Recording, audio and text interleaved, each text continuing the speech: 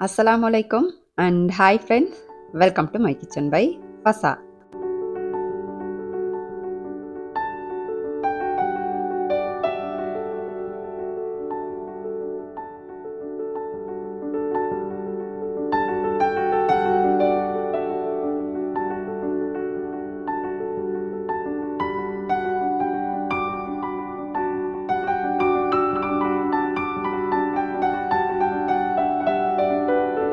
எந்த விதமான ரசாயனங்கள், கலரிங்ஸ் இல்லாம வீட்லயே சுத்தமா தயார் செஞ்ச ஸ்ரீலங்கன் அனைத்து விதமான மசாலா பொருட்களோட நாங்க ஸ்பெஷலா செய்ற ஸ்ரீலங்கன் சத்து மாவு, பிரியாணி மசாலா, சுக்கு கோப்பி தூள், மாசி சம்பல், கோதி பால் உங்களோட வீட்டு வாசலுக்கே ஆர்டர் பண்ணேலும் டீட்டெயில் எல்லாமே டிஸ்கிரிப்ஷன்ல தந்திக்கிறேன். வேணுமெண்டா பார்த்து ஆர்டர் பண்ணிக்கோங்க.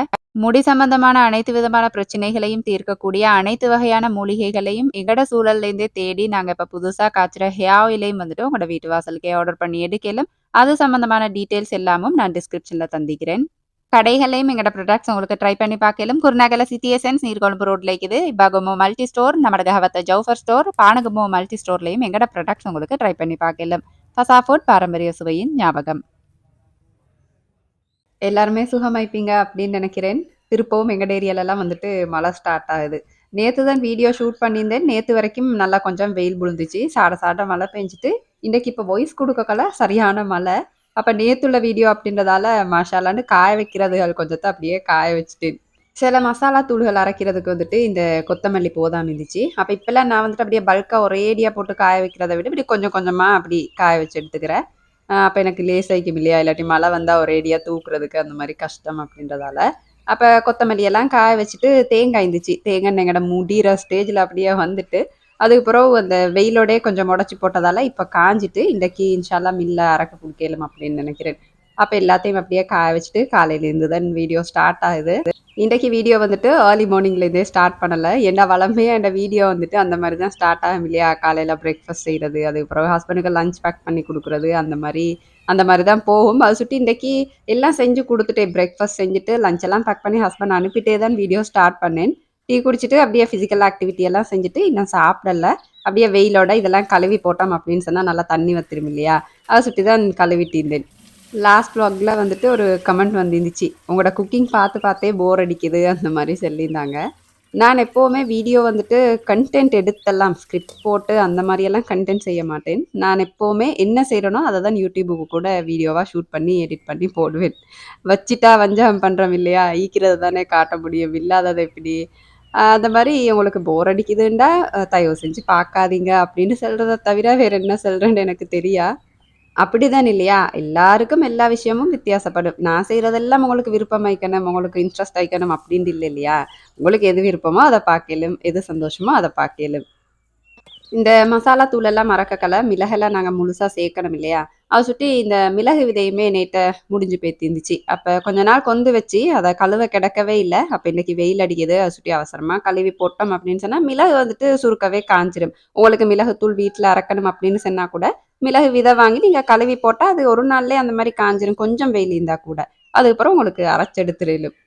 அப்படியே கழுவும் படலங்கள் எல்லாம் ஓரளவுக்கு முடிச்சுட்டு, நல்லா பசி வந்துட்டு, அப்ப சாப்பிட்டே மத்த வேலைய செய்வோம் அப்படின்னு சொல்லிட்டு, முந்திய சென்னேன் இல்லையா? இடியாப்பமா வச்சு, அதுக்கப்புறம் இந்த நெத்தலி, கிழங்கு 2ம் போட்டு ஆனம் காய்ச்சினா உண்மையிலே நல்லா டேஸ்ட் ஆயிக்கும். கிழங்கான மட்டும் காய்ச்சறத விட, ஒரு நெத்தலி குட்டி 2, 3 அப்படியே அதில போட்டு பாருங்க, நல்லா டேஸ்ட் ஆயிக்கும். இந்த சிவப்பிடியாப்பம் தான் நான் வச்சிருந்தேன். அப்ப நல்லா அத தான் அப்படியே மைண்ட்ஃபுல்லா ரசிச்சு, ருசிச்சு சாப்பிட்டுக்கிறேன். சில பேர் என்ட்ட கேட்பாங்க, "சிஸ்டர் நீங்க கொஞ்சம் தானா சாப்பிடுவீங்க?" அந்த மாரி கேட்பாங்க. கொஞ்சம் சாப்பிட்டாலும், சாப்பிடுறத அப்படியே நல்லா ரசிச்சு, நல்லா சப்பி அப்படி சாப்பிட்டு பாருங்க. அதே உங்களோட வயிறு வந்துட்டு நிரம்புறதுக்கு போதுமாய்க்கும். ஏன்டா நாங்கலாம் மிச்சம் இப்ப அப்படி என்ன ஹரிபரியா அப்படியே அவசரமா சாப்பிட்டுருவோம். அப்படி சாப்பிடக்கல தான் மேபி எவ்ளோ சாப்பிட்டாலும் எங்களுக்கு போதாமைக்கும். ஏன்னா மூளையே அத ஏத்துக்காது. இவள் சாப்பிட்டு முடிச்சுட்டாளா? போதுமான அளவு சாப்பிடலையே அப்படின்னு சொல்லிட்டு மூளை ஏத்துக்காது. அதனாலே தான் எங்களுக்கு அப்படியே சாப்பிட்டு முடிய முடிய பசியாய்க்கும். அடுத்தது வந்து நெறைய இந்த மாச்சத்துக்கள் சாப்பிடுறோம் அப்படின்னு சொன்னாலே உடனே பசி வரும் இல்லையா? ஃபர்ஸ்ட்டு எல்லா சத்தும் மிக்கிற மாரி ஒரு நேரம் சாப்பாட்ட சாப்பிட்டோம் அப்படின்னு சொன்னா, கொஞ்ச நேரத்துக்கு அப்படியே தாங்கும். இவள் பெரிய எம்பிபிஎஸ் மாரி எல்லாம் பேச வந்துருவாள் அப்படின்னு நினைச்சிருவானம். எனக்கு நான் விளங்கின இன்ஃபர்மேஷன்ஸ்ல நம்பிக்கையான இன்ஃபர்மேஷன்ஸ் மட்டும் தான் உங்களோட ஷேர் பண்ணுவேன்.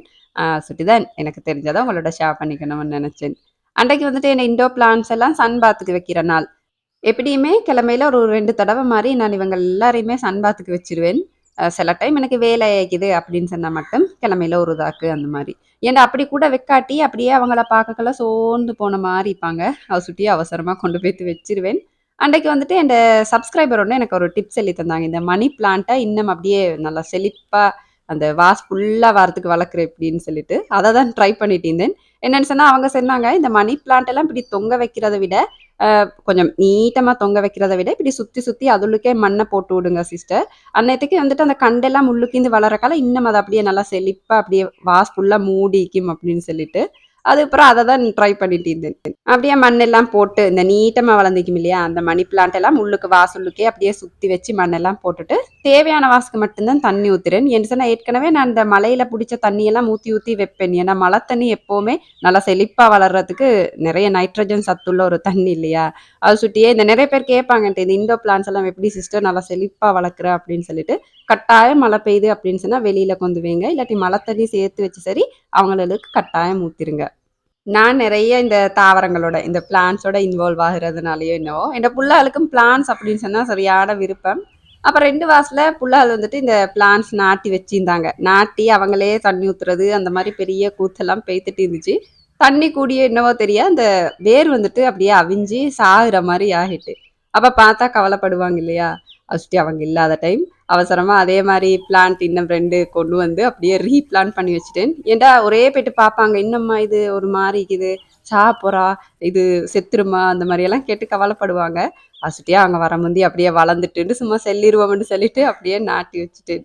எடைக்கெட இந்த வேலைகள் எல்லாம் அப்படியே செஞ்சு வச்சுட்டு, ஆக்குறதுக்கும் இப்ப டைம் சரியாயிரும் இல்லையா? அப்ப கிச்சனுக்கு போயிட்டு அப்படியே கொஞ்சம் கொஞ்சம் சமைச்சிட்டோம் அப்படின்னு சொன்னா, வேலை முடிஞ்சிடும். இன்னைக்கு வந்துட்டு மாமி இந்த காஞ்ச இறைச்சி வதக்கியிருந்தாங்க. நெறைய பேர் என்ட்ட வ்ளாக்ல கேட்டிருந்தாங்க, "சிஸ்டர் நீங்க இந்த குருபான் இறைச்சி பத்தி சொல்லவே இல்லையேன்னு." உண்மையிலேயே எனக்கு அவ்வளோக்கே அது மறந்து போயித்து. நாங்க வந்துட்டு எப்பவுமே இறைச்சி கிடைச்சா இப்படி காய வச்சு வச்சுக்குவோம். அப்ப அந்த காய வைக்கிற கிளிப்ப எனக்கு எடுக்க கிடைக்கல. இன்ஷா அல்லாஹ் அடுத்த முறை எடுக்கக்கல கட்டாயம் ஷேர் பண்றேன். அப்ப அந்த காஞ்ச இறைச்சி மாமி தான் வதக்கினாங்க. அது வதக்கிட்டு இன்றைக்கு தோட்டத்திலேருந்து பறிச்ச கத்திரிக்காய், பைத்தங்காய் 2ம் போட்டு வதக்கிட்டு, நல்ல ஒரு மரக்கறி சூப் வச்சிருந்தோம். அதோட கொட்டுக்கல்ல சம்பலும் செஞ்சிருந்தோம். அப்ப இன்றைக்கு நெறைய கறி. நெறைய கறிங்கிற நாளைக்கு எனக்கு அவ்வளோ ஒரு சந்தோஷம். ஏன்னா சோறு வந்துட்டு குறைவா சாப்பிடலும் இல்லையா? கறி வந்துட்டு நெறைய சாப்பிடலும் அப்படின்னு சொல்லிட்டு. மகன் வந்துட்டு எப்பவுமே இந்த பர்கர் பன் செஞ்சு ஸ்கூலுக்கு அவங்களோட மொண்ட சுருக்கி எடுத்துட்டு போறதுக்கு கேட்பாங்க. அப்ப சரி இன்றைக்கு ஆட்டா மாவால கொஞ்சம் பன் செஞ்சு குடுத்துருவோம் அப்படின்னு சொல்லிட்டு தான் செஞ்சுட்டிருக்கிறேன். இந்த ரெசிபி ஏற்கனவே நான் ஷேர் பண்ணிக்கிறேன். டீட்டெயில்டா வேணும் அப்படின்னு சொன்னா, அந்த லிங்க்க நான் டிஸ்கிரிப்ஷன்ல போட்டு விட்றேன் பாருங்க. இது வந்து தனியாவே ஆட்டா மட்டும் வச்சு பண்ணினேன். அத சுட்டி இந்த ரெசிபியும் அப்படியே மேலோட்டமா சொல்லிடுறேன். ஃபர்ஸ்ட்டா கொஞ்சம் இளம் சூடான பால், அதுக்கப்புறம் இளம் சூடான தண்ணி எடுத்துட்டு, கொஞ்சம் சீனி போட்டு, ஈஸ்ட்ட போட்டு நல்லா அப்படியே மிக்ஸ் பண்ணிட்டு ஆக்டிவேட் பண்ண விட்டுறணும். ஒரு 10 நிமிஷம் அப்படியே பொங்க விட்டுறணும். அது நல்லா பொங்கி வந்ததுக்கு பிறகு தான் நீங்க ஒரு முட்டைய நல்லா பீட் பண்ணிட்டு சேர்த்துக்கோங்க. அதோட கொஞ்சம் எண்ணெய் சேர்த்துக்கோங்க. எனக்கு மறந்துட்டு அதுக்கப்புறம் நான் பெசஞ்சதுக்கு பிறகு தான் 2யுமே சேர்த்திருந்தேன். நீங்க இப்படி ஃபர்ஸ்ட்டா சேர்த்துட்டீங்க அப்படின்னு சொன்னா உங்களுக்கு பெனையிறதுக்கு ஈஸி ஆயிக்கும். நான் இன்னைக்கு ஆட்டா மாவு மட்டும் தான் யூஸ் பண்றேன். உங்களுக்கு தாராளமா மைதா, ஆட்டா கலந்து யூஸ் பண்ணலாம். அப்படி இல்லாட்டி மைதா மட்டுமும் யூஸ் பண்ணலாம்.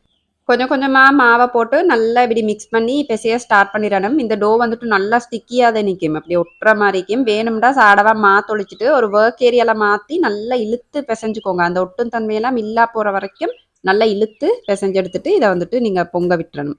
தேவையான அளவு உப்பு சேர்த்துக்கோங்க. பொங்க விட்ற எவ்வளோ அப்படின்னு சொன்னா, நீங்க வைக்கிற டபுள் சைஸா பொங்குற வரைக்கும். 1லேருந்து 2 மணித்தியாலம் வரைக்கும். அது உள்ளுக்கு வந்துட்டு அது டபுள் சைஸா பொங்கிட்டு அப்படின்னு சொன்னா, உங்களுக்கு எடுத்து பன் செய்ய ஸ்டார்ட் பண்ணிறேலும். புள்ளகள் தானே! அவங்க வந்துட்டு மைதா சாப்பிட்டா என்ன? அப்படின்னு சொல்லிட்டு, உங்கள்ல சில பேர் நெனைப்பீங்க. ஆனா புள்ளகளுக்கு தான் ஃபர்ஸ்ட்லேருந்தே நாங்க பழக்குற பழக்கம் நல்லா பழக்கணும் இல்லையா? அப்பதான் கடைசி வரைக்கும் அந்த நல்ல பழக்கத்த அவங்களுக்கு எடுத்துட்டு போறதுக்கு லேசாயிக்கும். ஏன்டா ஒரு ஜங்க் ஃபுட்டோ என்ன சரி, வெளியிலேருந்து நாங்க வாங்கி குடுக்குறோம் அப்படின்னு சொன்னா, ஃபர்ஸ்ட்டா அவங்களோட நாக்குக்கு நாங்க தானே அந்த கெட்ட விஷயத்த பழக்குறோம் இல்லையா? அந்த டேஸ்ட்ட பழக்குறோம். அப்ப இதுதாம்மா பர்கர் அப்படின்னு சொல்லிட்டு ஆரோக்கிய வெர்ஷனா நீங்க வீட்ல செஞ்சு குடுக்குறீங்க அப்படின்னு சொன்னா, உண்மையிலே அது புள்ளகள ஏமாத்துற மாரி இல்ல இல்லையா? அதுக்கு நாங்க பாவமே பட தேவையில்ல. மாறா சந்தோஷம் தான் படணும். புள்ளைக்கு வந்துட்டு நல்ல ஒரு விஷயத்த தான் நான் குடுக்குறேன் அப்படின்னு சொல்லிட்டு. மாவ பொங்க விட்டுட்டு, அந்த கேப்ல லஞ்சையும் சாப்பிட்டு முடிச்சுருவோம் அப்படின்னு தான் போட்டுட்டிருக்கிறேன். ஏற்கனவே சொன்ன கறிகள் தான் காஞ்ச இறைச்சி வதக்கி, மரக்கறி சூப் செஞ்சு, அதுக்கு பிறகு கொட்டுக்கொல்ல சம்பல். கொட்டுக்கொல்ல அப்படின்னு சொன்னா வல்லார சம்பல். அதோட இந்த பைத்தங்காய், கத்திரிக்காய் 2ம் போட்டு வதக்கி, நான் எப்பவுமே நினைக்கிறது என்ன அப்படின்னு சொன்னா, 3/4 பங்கு எங்கட இந்த சாப்பாட்ட ஆரோக்கியமா சாப்பிட ஸ்டார்ட் பண்ணினோம் அப்படின்னு சொன்னாலே, நிறைய நோய்கள் வந்துட்டு இன்ஷா அல்லாஹ் எங்களுக்கு வராது அப்படின்னு நான் நினைப்பேன். வாழ்க்கைய கூட நல்லா அனுபவிச்சு சந்தோஷமா வாழலும் அப்படின்னு சொன்னா, அந்த நோய் நொடி இல்லாம, கால்வலி, மேல்வலி இல்லாம அந்த மாரி வாழலும்னு நினைப்பேன். வெறுமனே இந்த கொரோனா ஊசிக்கு அவ்வளோ குற்றச்சாட்டையும் சாட்டுறத நிறுத்திட்டு. எப்ப பார்த்தாலும் ஆரோக்கிய சாப்பாடுன்னு தொடங்கிருவாளுன்னு சொல்லிட்டு என் மேல கோவப்பட வேணாம்.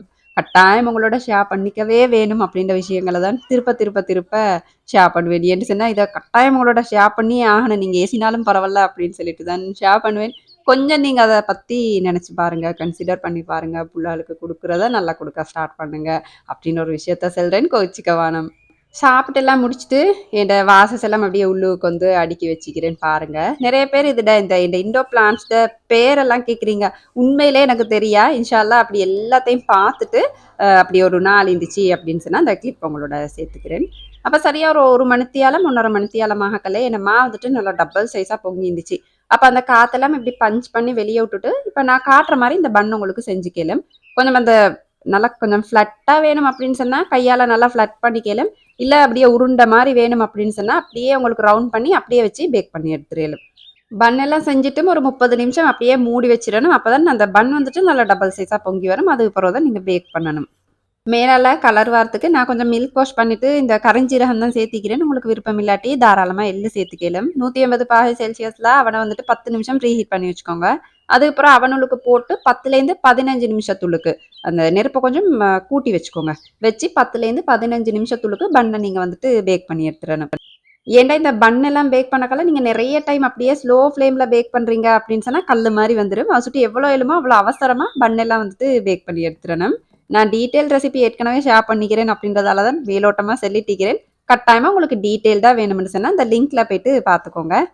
அடுத்த நாள் பிரேக்ஃபாஸ்ட் செய்றதுக்கு தான் இந்த பன்ன வந்துட்டு முந்தினண்டே செஞ்சு வச்சுட்டோம் அப்படின்னு சொன்னா லேஸ் ஆயிக்கும் இல்லையா? இல்லாட்டி பிரேக்ஃபாஸ்ட்டுக்கு பன்னும் செஞ்சு எல்லாம் செய்றேன்னா கொஞ்சம் கஷ்டம் அப்படின்றதால தான் முந்தினண்டே பேக் பண்ணி வச்சுட்டு. பன்ன வந்துட்டு இறக்கினதுக்கு பிறகு கொஞ்சம் ஆயில் அப்படி இல்லாட்டி உருக்கின மாகரின், பட்டர் அந்த மாரி கொஞ்சம் அப்ளை பண்ணி வச்சுட்டீங்க அப்படின்னு சொன்னா, பன் வந்துட்டு அப்படியே போக போகவே நல்லா சாஃப்ட்டா மாறிடும். இதெல்லாம் அவசர அவசரமா பேசிட்டு, உங்களோட கட்டாயம் ஒரு விஷயம் ஒண்ணு ஷேர் பண்ணிக்கணும் அப்படின்னு நினைச்சு தான், அப்படியே அவசர அவசரமா ரெசிபிய சொல்லி முடிச்சுட்டேன். ஏன்னா ரெசிபி சொல்ற கேப்ல அப்படியே ஸ்கிப் பண்ணிட்டு போயிருவீங்கன்னு எனக்கு தெரியும். என்னன்னு சொன்னா, என்னோட சொந்த வாழ்க்கை அனுபவத்த வச்சே சொல்றேன்னு நெனச்சுக்கோங்களேன். நான் வந்துட்டு அந்த ஃபர்ஸ்ட்லேருந்தே அப்படியே அடுத்தவங்களுக்கு டிபெண்ட் ஆகி வளர்ற மாரியே ஒரு ஃபீலிங். அப்படிதான். என்ன செய்றேன்டாலும் அடுத்தவங்கட கருத்த கேட்டு, அடுத்தவங்களுக்கு டிபெண்ட் ஆகி அந்த மாரி தான் இந்த படிப்பாகட்டும், இல்லாட்டி மத்த விஷயங்களாகட்டும், எல்லாமே அடுத்த ஆக்கள்ட்ட கேட்டு, "இத செய்யவா? இப்படி செஞ்சா எனக்கு நல்லம்மா?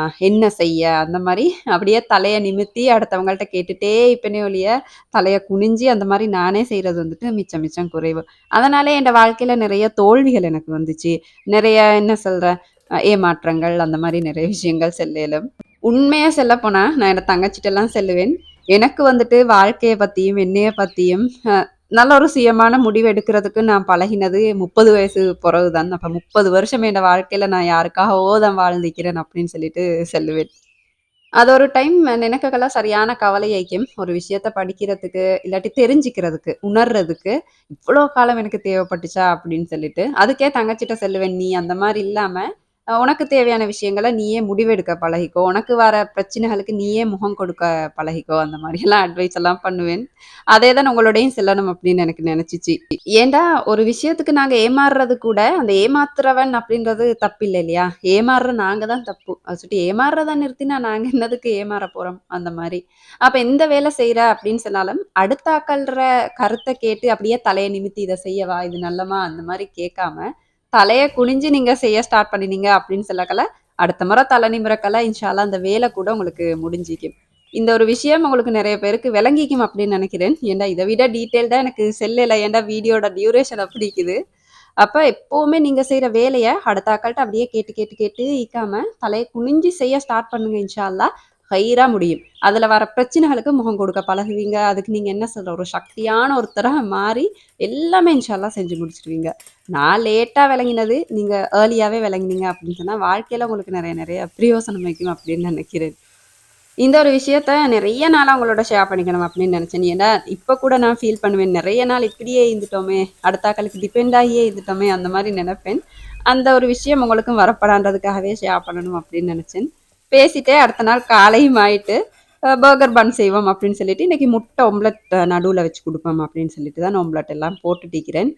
இன்றைக்கு வெள்ளிக்கிழமை அப்படின்றதால எனக்கு லஞ்ச் செய்கிற வேலை இல்லை. ஏன்னா ஹஸ்பண்ட் தொலை வாரதோட சாப்பிட்டே போய்த்துருவாங்க. அப்போ பிரேக்ஃபாஸ்ட் மட்டும்தான் செய்யணும். இப்போ இந்த பர்கரை வந்துட்டு உங்களுக்கு விருப்பமான மாதிரி செஞ்சுக்கலும் இல்லையா, அவங்களுக்கு எப்படி விருப்பமோ அந்த மாதிரி சேர்க்கலும்.